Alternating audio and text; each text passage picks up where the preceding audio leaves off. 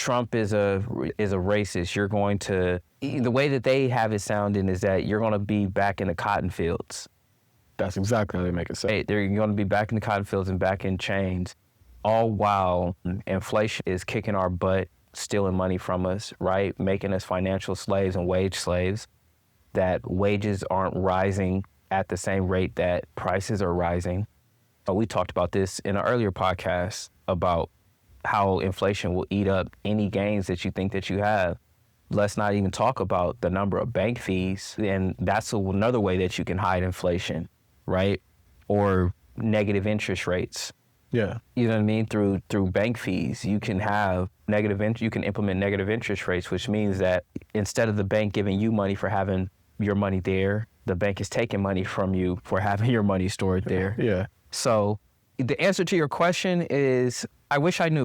I just know that black folks get real emotional whenever you start talking anything other than the Democratic Party. Like, you could be their baby and they love you so much, and then you say that you're not voting Democrat, you're everything else except a child of God. Yeah. You know what I mean? Like, you're a sellout, you're Uncle Tom, you're this, that, and the third. And luckily, people have tried that with me, but let's be real. But that's the thing about being biased, but being objective. Correct. And I think we lose a lot. Black folks, we lose a lot of objectivity when it comes to politics because we really don't know what our interests are. We don't know what we really should be fighting for.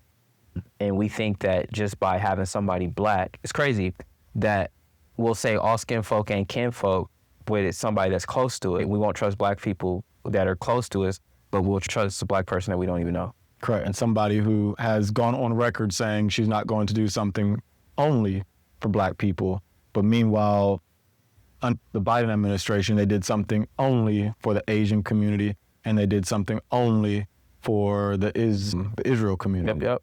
So I don't know why we're so emotionally attached, especially since we've had a Malcolm X warn us about the Democratic Party. And the Democratic Party was originally the party that had more of the slave owners. And the warning against white liberals.